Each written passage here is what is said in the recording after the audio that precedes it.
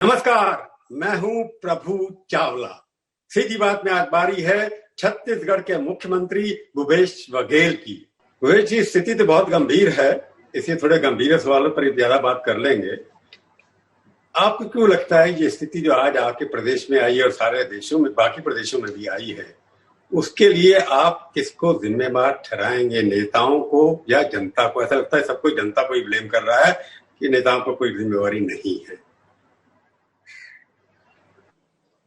देखिए, पहली जो लहर है वो विदेश से आया था और हवाई मार्ग से आया था।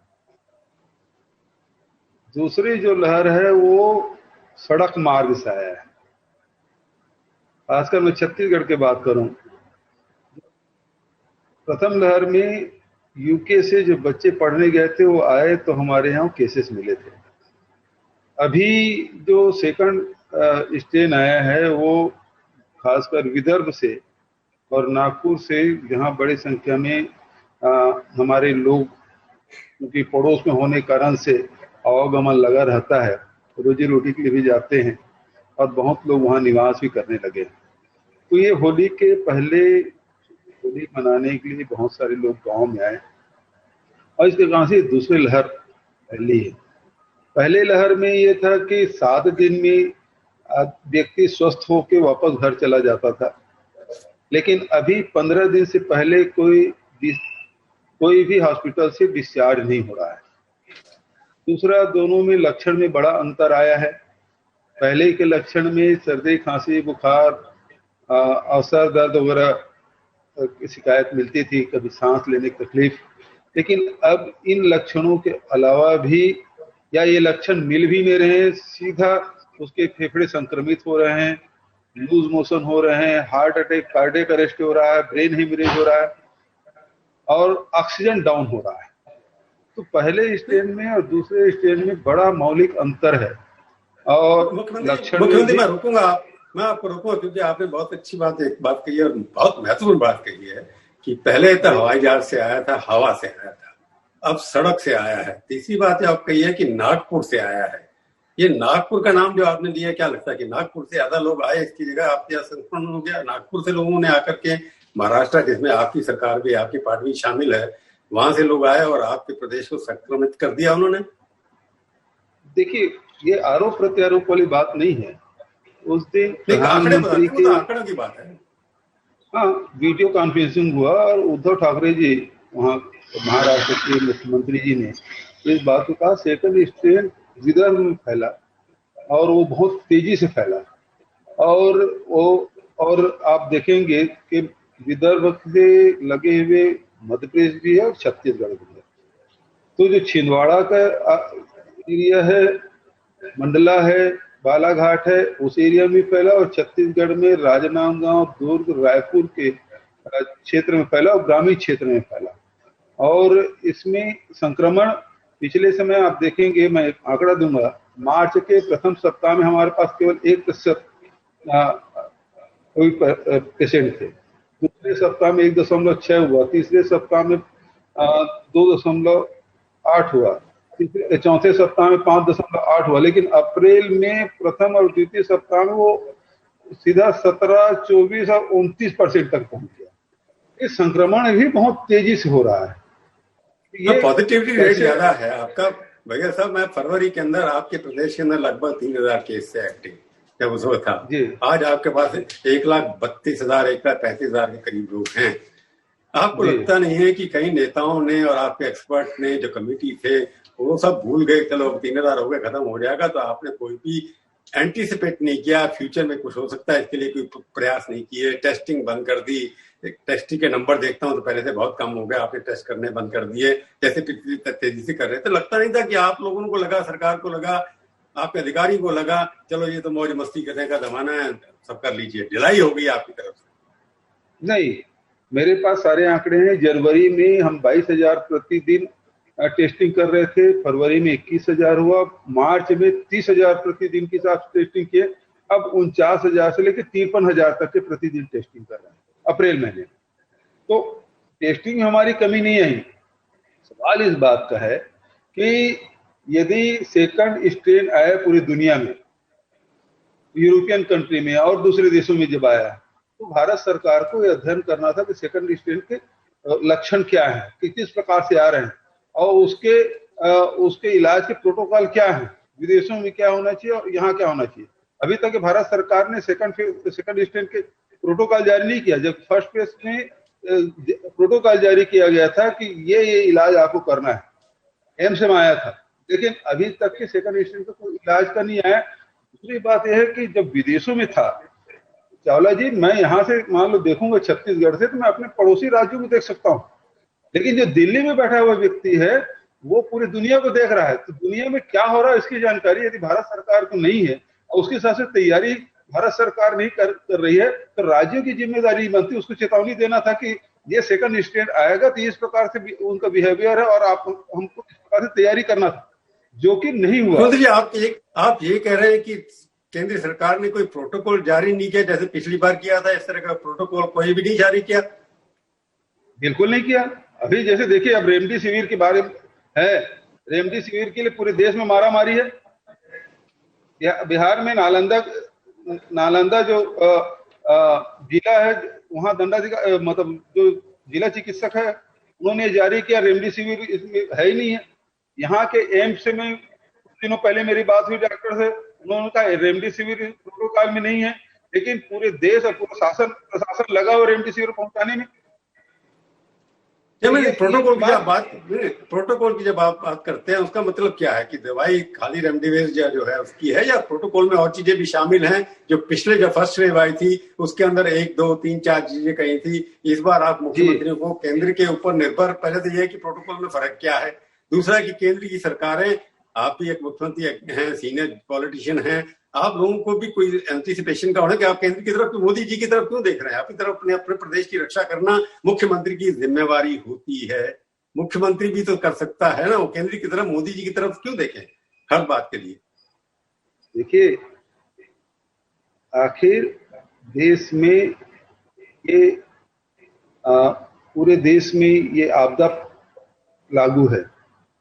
यदि हम कंटेनमेंट, जो आपको याद होगा पिछले समय red zone, orange zone, green zone घोषित भी भारत सरकार करती थी, तो अभी ये राष्ट्रीय आपदा लागू है। ऐसे में जो कुछ भी करना है भारत सरकार करना है, हम लोग को केवल फॉलो करना है। जो छूट देते हैं उसके हिसाब से हम लोग काम करते हैं, उस सीमा में, उससे बाहर जाकर नहीं कर सकते। और इसीलिए मैं कह रहा हूं, पिछले समय अब जो इलाज के लिए जो प्रोटोकॉल जारी हुआ था, उसमें क्या हुआ था? हाइड्रोक्सीक्लोरोक्विन, उसके बाद 2-3 विटामिन, तो ये जारी हुआ था, और 1-2 और गोलियां थी। लेकिन अभी क्यों जारी नहीं हुआ? और यहाँ भी मैंने अपने जब मैंने वीडियो कॉन्फ्रेंसिंग की हमारे अधिकारियों से भी और डॉक्टर से भी, प्राइवेट सेक्टर में जो काम कर रहे हैं उनसे भी बात किया कि आखिर इसके इलाज की पद्धति क्या होगी। तो आज तक ये पता नहीं चल पा रहा है कि ये सेकंड जो स्ट्रेन है उसके किस प्रकार से इलाज किया जाए, और इसमें अभी तक के भारत सरकार बताने में विफल रही है। तो इलाज क्या हो इस नए दौर में, इसका कोई भी सेंट्रल डायरेक्टिव प्रोटोकॉल आईसीएमआर की तरफ से या केंद्रीय अर्थ मंत्रालय से आप लोगों को लागू नहीं हुआ, ये कह रहे हैं आप? जी बिल्कुल यही कह रहा हूं। पर आपके डॉक्टर क्षम नहीं है कि वो चाहते नहीं कि क्या इलाज? डॉक्टर भी, क्योंकि ये जानकारी में आई कि मैंने भी जब जानकारी ली कि भाई पूरे प्रदेश में किस हिसाब से जांच की जा रही है, ये स्थिति है कि अलग अलग जिलों में अलग अलग प्रकार की जांच की मतलब इलाज किया जा रहा है। अलग अलग डॉक्टर अलग अलग इलाज कर रहे हैं। डॉक्टरों से बात करता हूँ, जो दवाई लग जाए वही इसका इलाज है, लेकिन अभी तक की कोई जानकारी नहीं हुई। तो आखिर ये चीज कौन बताएगा? हमारे वैज्ञानिक बताएंगे, भारत सरकार बताएंगे, अध्ययन करने का उसके पास सारी व्यवस्थाएं हैं।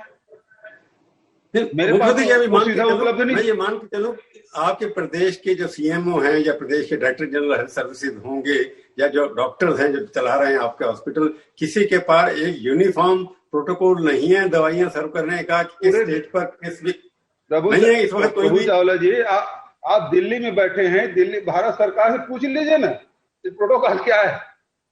नहीं, मैंने तो अभी उनका इंटरव्यू किया था, हर्षवर्धन जी का, पिछले हफ्ते। उन्होंने कहा था हमने सारे प्रदेशों को छूट दे रखी है, सारा इनको इंतजाम कर रहे हैं। इलाज के लिए कैसे छूट दे सकते हैं आप? इलाज के लिए कैसे? मलेरिया के लिए आपके पास प्रोटोकॉल है, मलेरिया हुआ क्या क्या दवाई देना?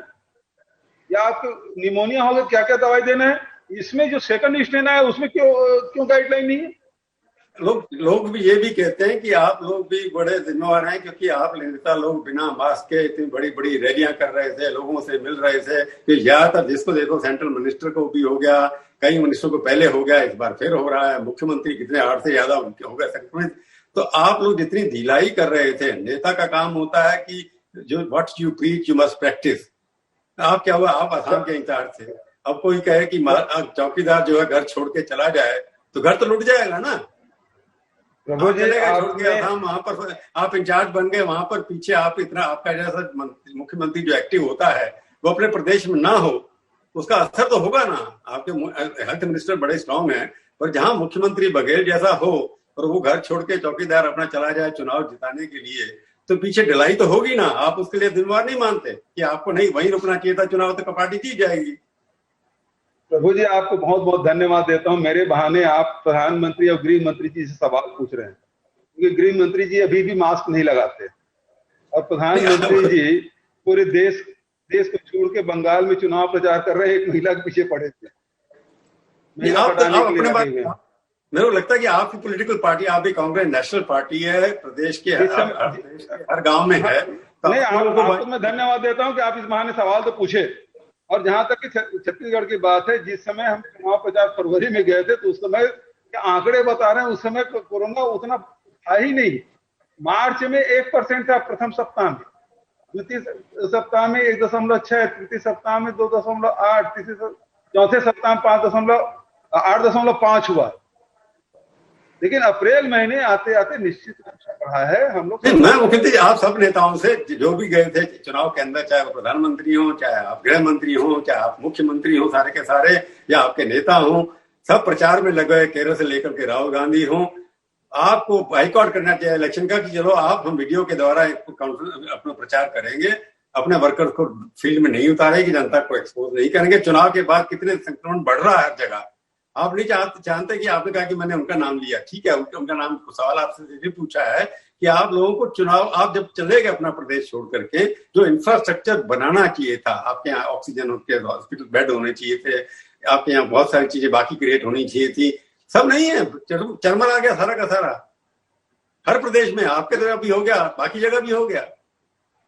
प्रभु जी, भारत सरकार और निर्वाचन आयोग दोनों से ही रायशुमारी करके प्रशासनिक व्यवस्था वगैरह देख के ही चुनाव 8 चरण का घोषित किए थे।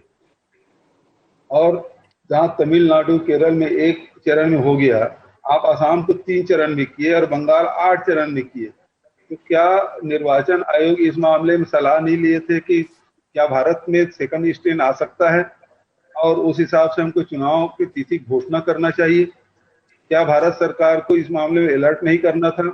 भारत सरकार अलर्ट नहीं किए तो इसमें हम लोग कहां से दोषी हो गए? हम एक छोटे से राज्य के मुख्यमंत्री हैं, हम लोगों को इतना कैसे पता होगा? लेकिन जो दिल्ली में बैठे उनको तो पता होना चाहिए। तो जो सवाल, इसलिए मैं आपको धन्यवाद दूं कि मेरे बहाने आप प्रधानमंत्री और गृह मंत्री जी सवाल पूछ रहे हैं, उनसे तो वो तो सामने आएंगे नहीं और आप पूछेंगे नहीं, ना नौमन तेल होगा ना सामने आएंगे। बघेल जी मैं आपको एश्योर करता हूं सामने आप मेरे हिसाब से फैसला जब मौका मिलेगा मैं जरूर पूछूंगा। हाँ, ना नौमन तेल होगा ना राधा नाचेगी, ना आपको मौका मिलेगा ना आप सवाल पूछेंगे। लेकिन बघेल साहब एक बार मैं आपकी बात 12 मीटिंग हुई प्रधानमंत्री से, लगभग 12 मीटिंग के अंदर आप लोगों ने कभी उनसे सवाल पूछा कि एंटीसिपेट किया, अलर्ट किया? आप बार बार कह रहे हैं कि सेंट्रल मॉनिटर को अलर्ट करना चाहिए कि उनके साथ इंटरनेशनल इन्फॉर्मेशन आती है, सब बाकी सोर्सेस आती है, तो अलर्ट नहीं किया। ये बात मैं मानता हूं कि अलर्ट नहीं किया, नहीं उनको भी पता नहीं हुआ, बाकी जैसे इंग्लैंड में हुआ, अमेरिका में हुआ, उनके यहाँ भी दोबारा 2-3 बार अभी तक यूरोप में अभी तक चल रहा है। सवाल इस बात का उठता है कि इलेक्शन कमीशन को सब पार्टियां ब्लेम कर रही है कि इलेक्शन कमीशन ने अनाउंस कर दिया। पिछली बार 7 फेजेज में चुनाव हुआ था वेस्ट बंगाल में, इस बार 8 फेजेज में हुआ। जब राहुल गांधी कहते कि मैं नहीं जाऊंगा प्रचार करने, वो पहले दिन भी अनाउंस करते थे कि हम प्रचार करने नहीं जाएंगे, हम दूरदर्शन के माध्यम से, टेलीविजन के चैनल के माध्यम करेंगे। अगर नेता को लीड करे बाकी इसको फॉलो करते हैं। राहुल जी पिछले समय भी कहा था कि ये सुनामी आएगा, ये इसको कोरोना हल्के मत लीजिए, तब देश ने नहीं सुना, प्रधानमंत्री ने सुने। फिर उन्होंने कहा ये लॉकडाउन के बारे में अर्थव्यवस्था चौपट हो जाएगी, तब नहीं सुने। अभी जब राहुल जी फिर बोले कि इसको गंभीरता से ले, तब नहीं सुने। अब जाके उन्होंने कहा मैं चुनाव नहीं प्रचार करूंगा, तब तो मान लेते कि वो भी जब विपक्ष के नेता जब कह रहे हैं कि चुनाव प्रचार नहीं करेंगे तो खुद भी नहीं करते। राहुल जी सही, लेकिन उसमें नैतिक साहस तो है। उन्होंने कहा जिम्मेदार एक विपक्ष के नेता होने के नाते उन्होंने कहा कि मैं प्रचार अब नहीं करूंगा। तो अब प्रधानमंत्री, गृह मंत्री और सारे केंद्रीय मंत्री जाके बंगाल में प्रचार कर रहे हैं, तब उनको कम से कम उसमें उतनी नैतिकता होनी चाहिए। बघेल जी, आपके विरोधी दल या बीजेपी ये लोग भी कहें कि राहुल गांधी जी ने इसे प्रचार करना बंद कर दिया क्योंकि वो लगता था कि कांग्रेस का कुछ है नहीं, तो एक एग्जांपल हम क्रिएट कर सकते हैं। पर मैं बड़ा क्वेश्चन उठा रहा हूँ कि अब सब पॉलिटिकल पार्टी ने बिल्कुल ठीक कह रहे हैं आप, बिल्कुल ठीक कह रहे हैं आप कि वहाँ बंगाल में हमारा कुछ नहीं है। आंकड़े कह रहे हैं वहाँ पिछले समय भी हमको 14% से अधिक, इसलिए वो नहीं गए।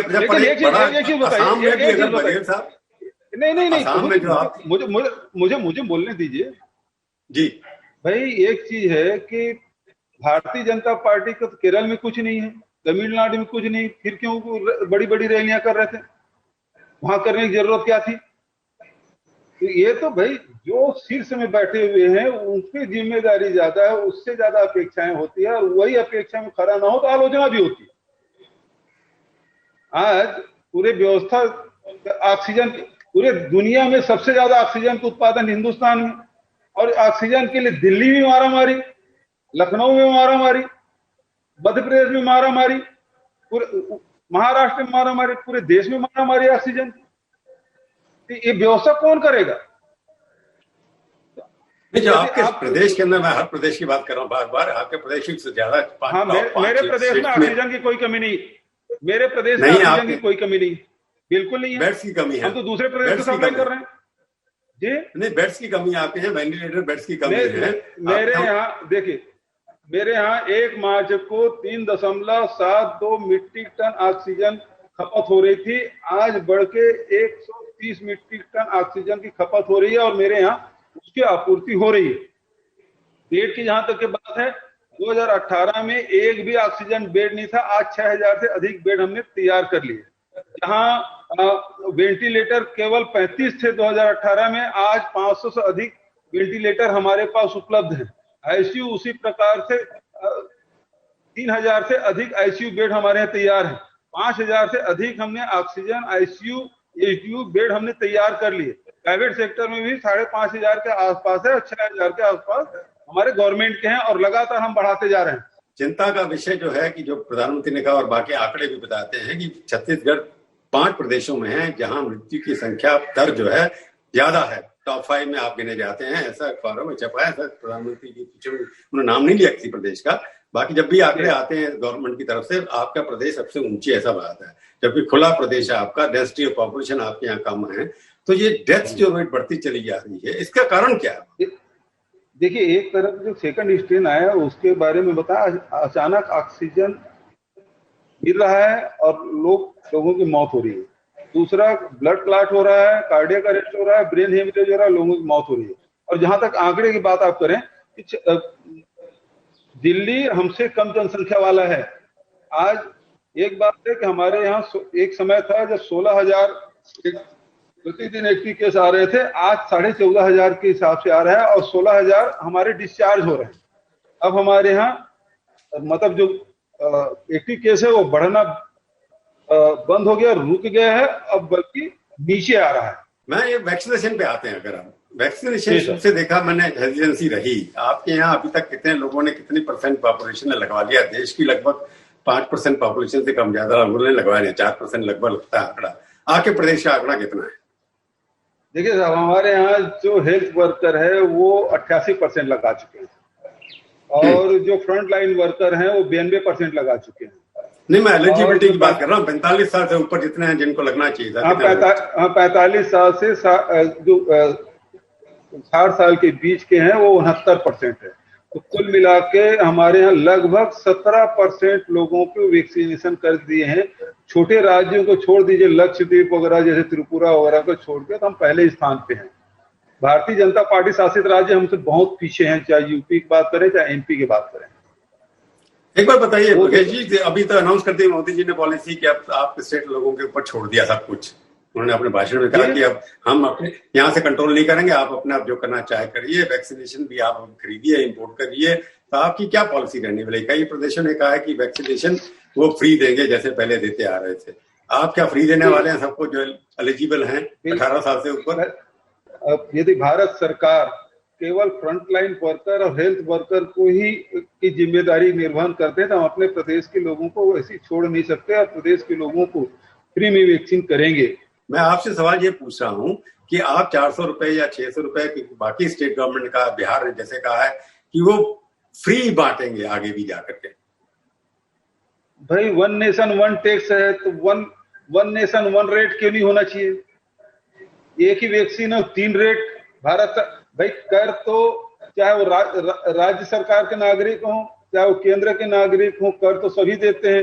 भारत सरकार को 154 रुपये में देंगे और राज्य सरकार को 400 रुपये में देंगे। टैक्स तो हम ही, और टैक्स हमारी टैक्सेस सब बना हुआ है, नागरिक टैक्सेस बना है ना। तो और केवल सीरम इंस्टीट्यूट के रेट आपने बता दिया और भारत बायोटेक की कीमत नहीं बता रहे हैं। तो ये हमने वही बात पत्र में लिखा है कि हमको जानकारी दे दीजिए भारत सरकार हमको कितने में दे रही है, हमको कितने मैंने सवाल जो कितने मात्रा में, मैं रिपीट कर रहा हूँ आपने बात। सवाल का जवाब क्यों? सवाल ही है मेरे पास, सवाल का जवाब मेरे पास सवाल ही है। क्योंकि ये मेरा सवाल ये है कि आप फ्री बांटेंगे कि नहीं बांटेंगे वैक्सीनेशन, ये सवाल है मेरा। मैं तो फ्री बांटूंगा, मैंने घोषणा कर दी है। बघेल साहब सीधा सवाल फिर पूछता हूँ कि इसका जिस रेट पे सरकार ने खरीदा, भारत सरकार ने, उसी रेट पे आपको भी मिलना चाहिए, ये आपकी मांग है क्या? बिल्कुल बिल्कुल वही है, वन नेशन वन रेट। दूसरी बात ये है, अभी देखने में क्या आ रहा है कि हरियाणा वाले ऑक्सीजन पहुंचाने नहीं दे रहे दिल्ली में। जहां रेमडेसिविर की बात है वो जिस राज्य में उत्पादन हो दूसरे राज्य नहीं जाने दे रहे हैं, अपने राज्य में उपयोग कर रहे हैं। क्या यही स्थिति ये जो वैक्सीन है उसके साथ तो नहीं होगा कि जिन राज्यों में उत्पादन हो रहा है वहीं पहले पहुंचेगा और जिन राज्यों में नहीं हो रहा है वो ऑर्डर देने के बाद भी बैठे रहेंगे? एक पॉलिटिकल सवाल पूछूंगा। आपने नेतृत्व किया पार्टी का, असम के चुनाव के अंदर पहली बार चीफ मिनिस्टर को इंचार्ज बनाया गया कांग्रेस पार्टी के अंदर स्टेट का इलेक्शन का। आप क्या लगता है आप जीतेंगे वहां? सरकार आपकी बनेगी? बिल्कुल जीत रहे हैं साहब, डंके की चोट में जीत रहे हैं और हमारी पूर्ण बहुमत की सरकार बन रही है। हमारे महागठबंधन की महाजोट की सरकार बनने जा रही है। 2 मई आपके अलायंस पार्टनर तो अपने जो कैंडिडेट है भगा के राजस्थान में छिपा रहे हैं, क्या डर लगता है आपको? क्या पहली बात तो यह है कि आसाम में देखो कि चुनाव के पहले ही प्रत्याशी खरीद फरोख्त शुरू कर दिए। चुनाव के पहले ही जो आंकड़े, जो आप देखा होगा कि वहां गुंडागर्दी धमकी ये लगाना शुरू कर दिए। उससे स्पष्ट हो गया भारतीय जनता पार्टी की जो बखलाहट है वो संकेत कर रही कि वो चुनाव हार चुके हैं। और हम वहां आपको डर लगता है कि आपके जो सहयोगी दल है उनके एमएलए चुरा लिए जाएंगे? अब नहीं करो तो आप कहते हैं कि आप अपना घर नहीं संभाल पा रहे हैं। यदि हम सब एक साथ एकत्रित होकर रह रहे हैं तब आप कह रहे हैं कि आपको डर लग रहा है, तो दोनों प्रकार की बातें तो नहीं होनी चाहिए। बघेल जी, अब अगर आप चुनाव जीत गए, आपके नेतृत्व में वहां कांग्रेस चुनाव जीत गई, तो लगता नहीं है कि क्योंकि राहुल गांधी चाहते नहीं है कि कोई भी अध्यक्ष दोबारा से बने, तो आप भी तो अध्यक्ष बन सकते हैं ना कांग्रेस पार्टी के? क्या गांधी परिवार बनेगा? पहले बार स्पष्ट कर दूं कि वहां मुझे पर्यवेक्षक बतौर भेजा गया है। वहां प्रभारी जितेंद्र सिंह जी हैं, वहां पर्यवेक्षक के रूप में गया हूँ।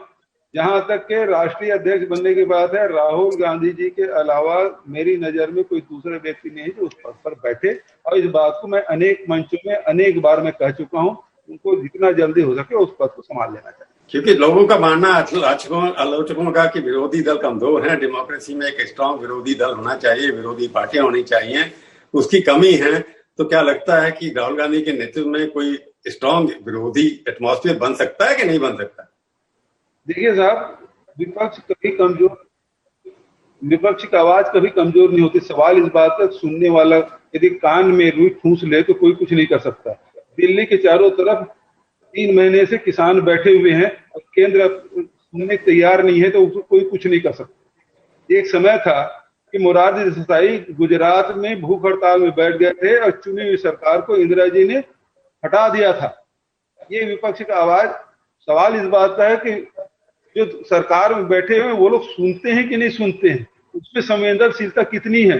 आज जो बात पिछले 12 फरवरी से राहुल जी जिन बातों को कह रहे थे उसको क्यों अनसुना कर देंगे, सुन लेते तो आज ये स्थिति नहीं बनती। तो ये थे छत्तीसगढ़ के मुख्यमंत्री भूपेश बघेल।